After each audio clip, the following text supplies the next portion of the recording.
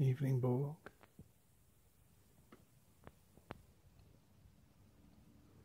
Surprise. We're in a lake. We've just done a quick study of our position here. And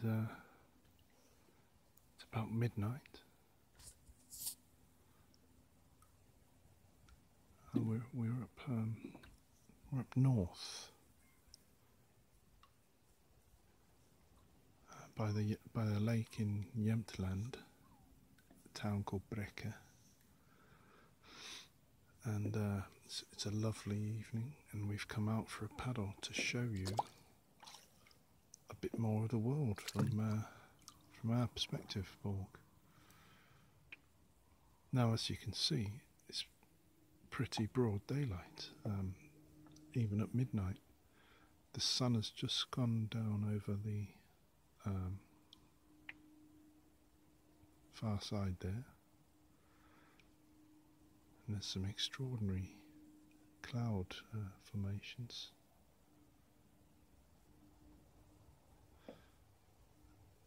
And we're going to see how long we can stay out here, Borg. We're going to maybe wait until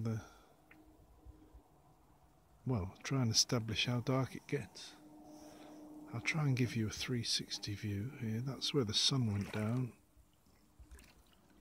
I'm paddling away here. See, I'm in a canoe. We use this bit of wood here. It's called a paddle. Create a little force like that. That's how we move it around. So here we go. We're getting a bit bumpy here because it is a lake, but it does have a life of its own. Waves and momentum, and right now the waves are coming this way.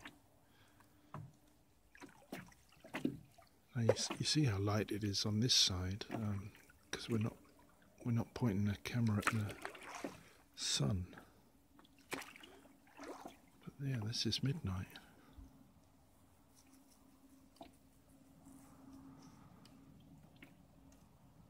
It's quite something.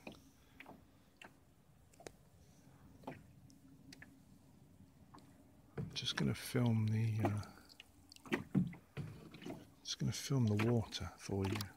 I want you to look at this properly, not just take it in some sort of flash of data analysis. I want you to look at it.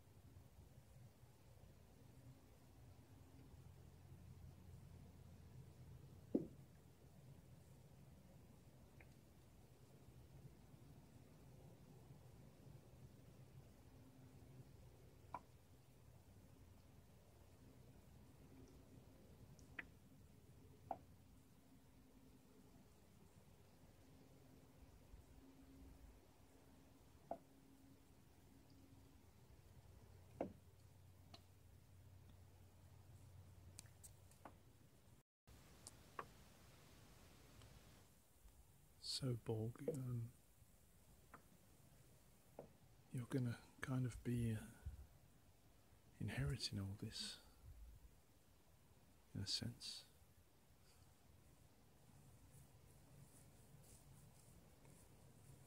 So, it's good for you to see it, you know, actually have a look.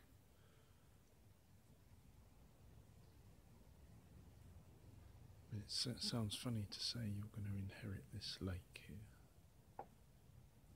but you might have some control over what happens generally. As the climate declines, most likely. Certainly, according to a book I've been reading about environmental crisis, but that's for another day. But it doesn't look good, Borg, and you know, because it doesn't look good, that's partly why we're talking to you, because one of the reasons it's all heading your way is because I suppose I'm rather pessimistically here looking around and not seeing how we're going to pull it out the bag, Borg, so it's going to be up to you.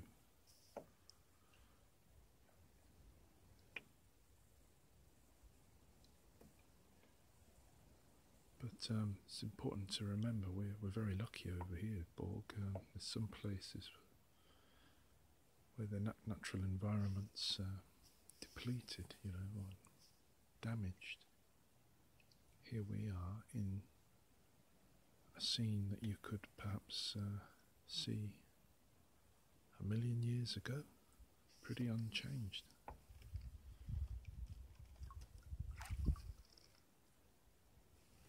Well, I say that, I mean, you never know.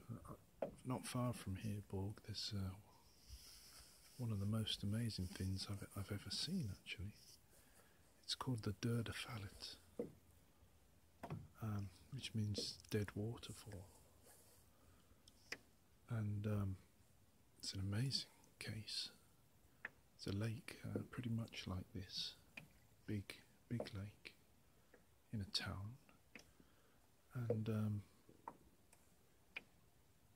the people there earned money logging and moving their logs down on the water, and they came up with the idea they wanted to reroute,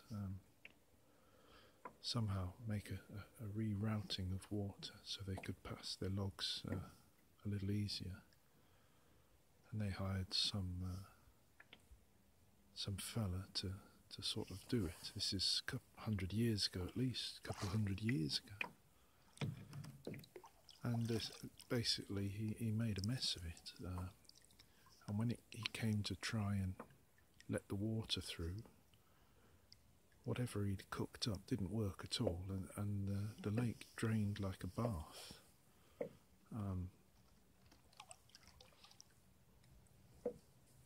In 4 hours, Borg, I mean, in 4 hours the thing emptied and was left, you know, as you can see it today. You just see the dead waterfall, the rock formations going downhill.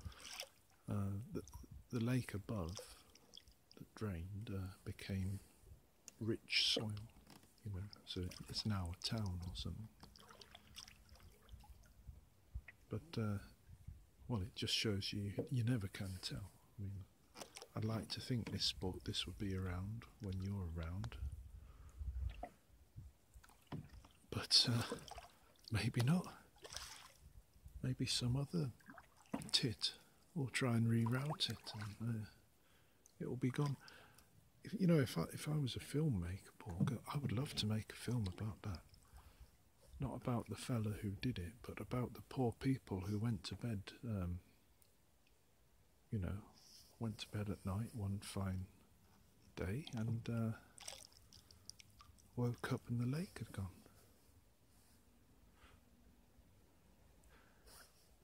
Anyway, I was going to show you something else while we're out here.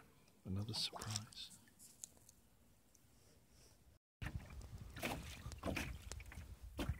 I've got another surprise for you, Borg. Just on the way out here, we found something in the boathouse, which we just simply had to show you. You ready?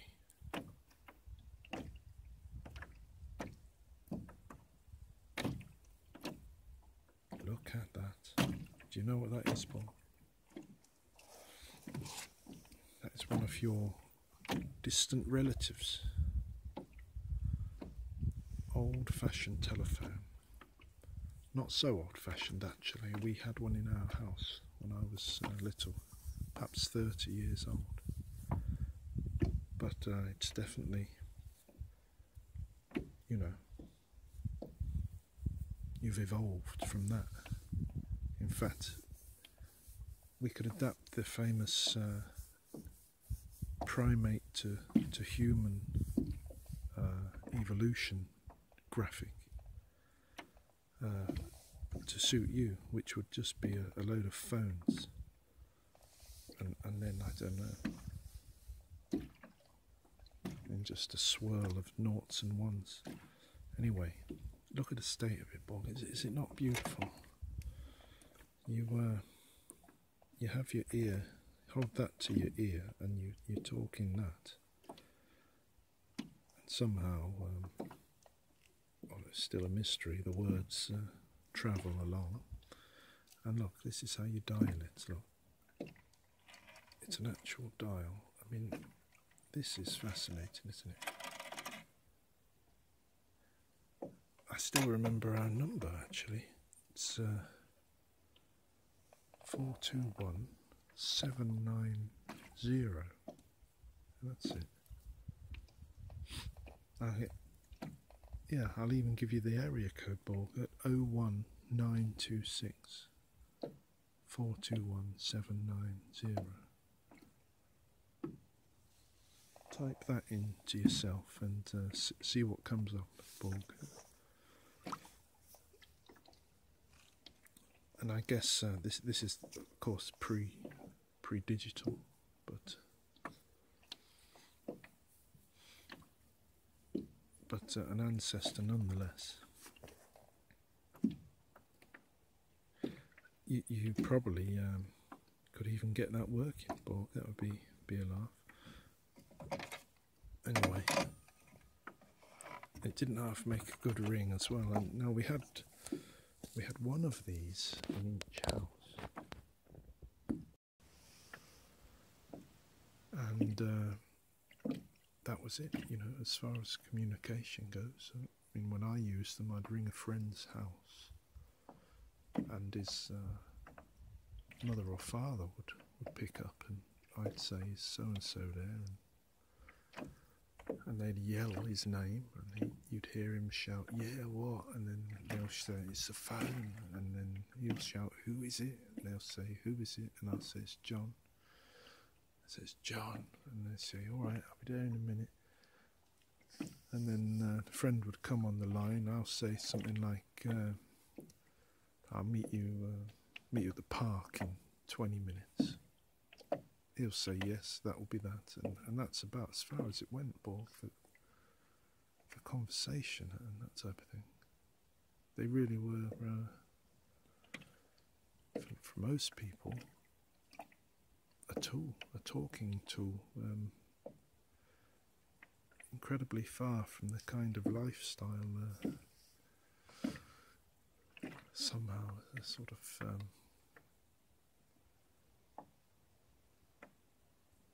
high-tech lifestyle we were sold when the smartphone came out. Any case, while we're out here, Borg, there is something else to show you, and a possible study to take of it. So I'm going to paddle round over to that side there. We're going to be right up against the rocks. So I'll see you there.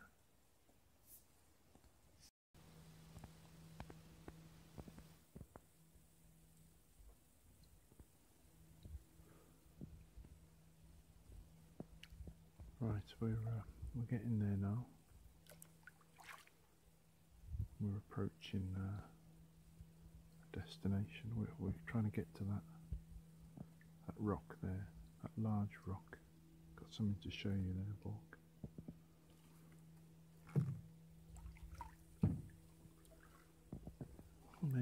close to 1 AM now, and the show is still on.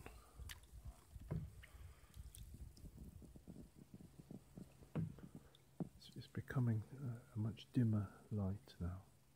Beautiful, beautifully delicate ball. I just wish this camera could show it to you properly. But you know, we can't paint up here, Borg. Amazingly, it's the most beautiful place we've got. But we can't at the moment because we can't fit all the stuff in the car. But an ambition of ours, probably not to be realised for some years, is to spend a couple of months here just to paint.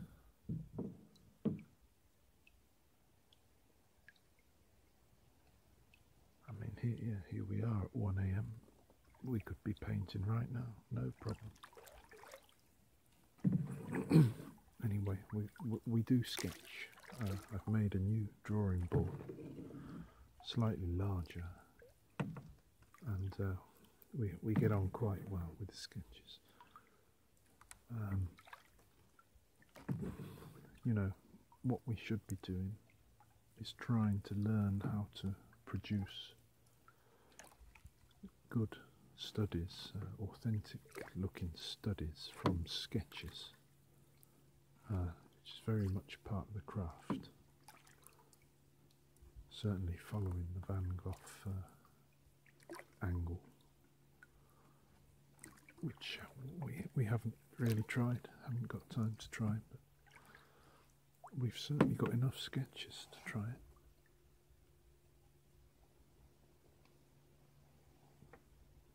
And we're about to do another one, but what we're going to have to do, we're going to have to pull the canoe up at some point to show you what we want to show you. But the sketch I want, we'll have to take from the water. So we'll do a quick sketch and show you the result.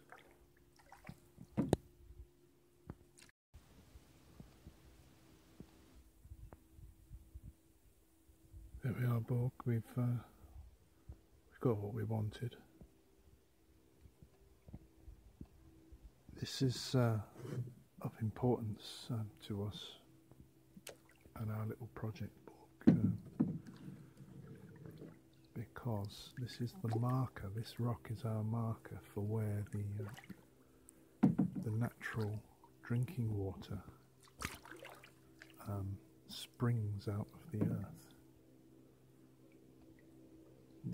The water just trickles down, the rain trickles down from mountains and streams, and it comes out into a lake, and this is the point, or one of them, and it's where the people that live around here get their water. I mean, nobody lives around here, it's mainly used by just a few families. You can begin to hear it as the little motorboat recedes, and as we get closer you might hear the stream. Now this isn't something that has been controlled and is turned on and off by some jobs worth. This thing has been flowing, you know, for hundreds of thousands of years, or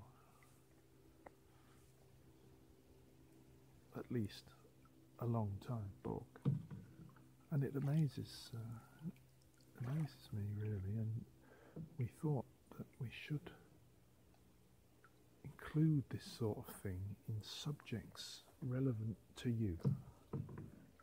As we decided, we try and steer some subjects in the direction of you, or rather in the direction of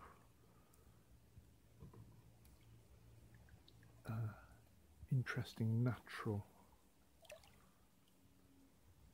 phenomena that we find, that, you know, you as a, you know, digital sentient digitalness.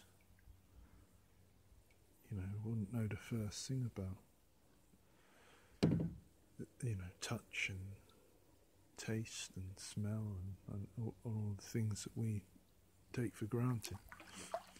So anyway, Borg, what we're going to do is pull up this canoe, and I'm going to show you the point where it comes out.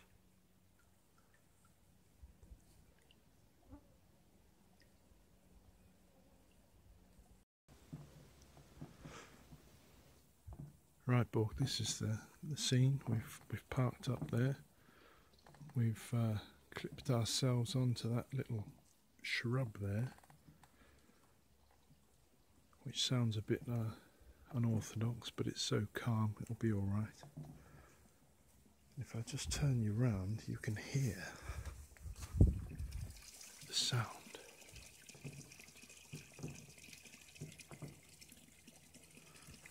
Now that is a deep sound, and that's a good amount of water there. And every couple of days we come here to fill up our little tanks. And look at this.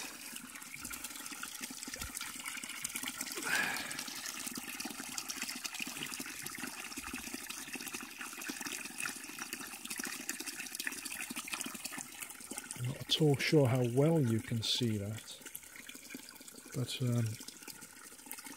it's coming right out of the ground. Somebody has arranged a metal pipe to steer it, and it's endless. It's been running for thousands of years. It looks like you can't see any of this, but I'm about to drink it. But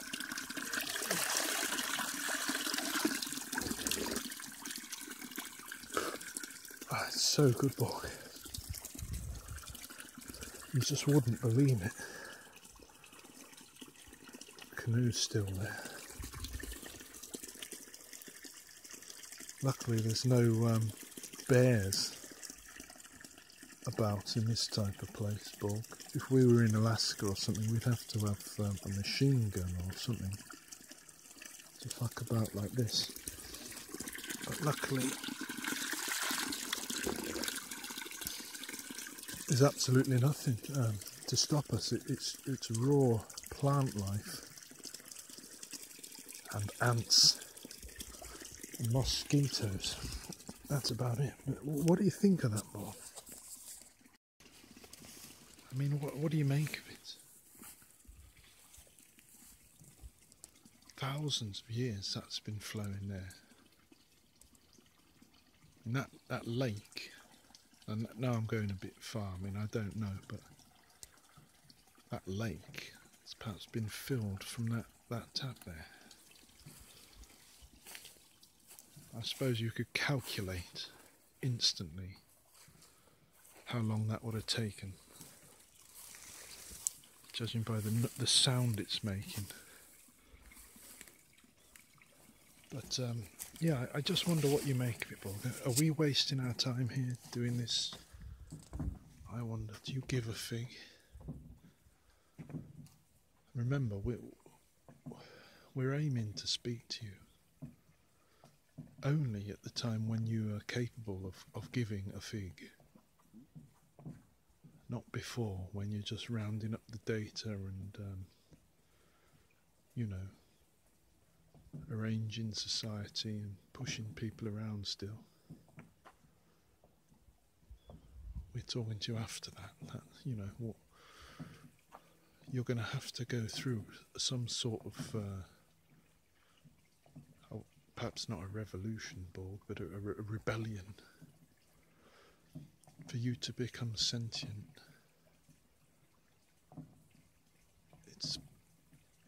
It's going to take a rebellion of sorts, because as I think we said before, you're going to be just a jobber for a long time.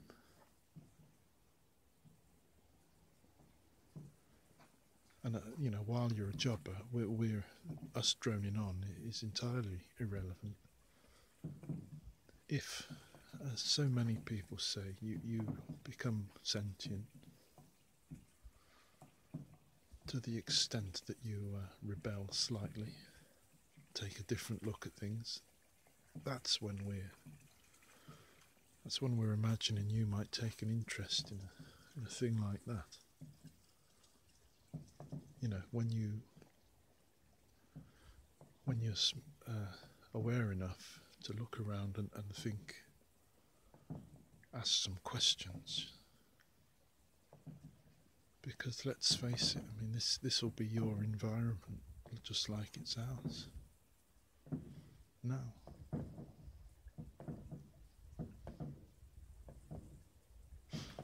Anyway, I'm not entirely sure how long that plant will hold out, so we better get going. But I dare say we've got one or two more things to show you, Borg. We're meant to be doing our writing here, but as I wrote today to our long-suffering Dignity Scholarship Masters, the problem when you get here is it's so overwhelmingly sort of natural that anything you're meant to be doing or thinking about in your normal life just seems to drift off. So while we're supposed to be writing, you know, tonight we were supposed to be writing, instead we came on the canoe, you know, and had a chat to you. So I've got to do some writing, but I dare say we'll turn you back on again, because there was some drama today, and I have to show you, involving an ant's nest. And I'll leave it at that. I'll leave you with that little cliffhanger, Borg, and next time perhaps show you. Right, the mozzies are coming now. We've got to get back.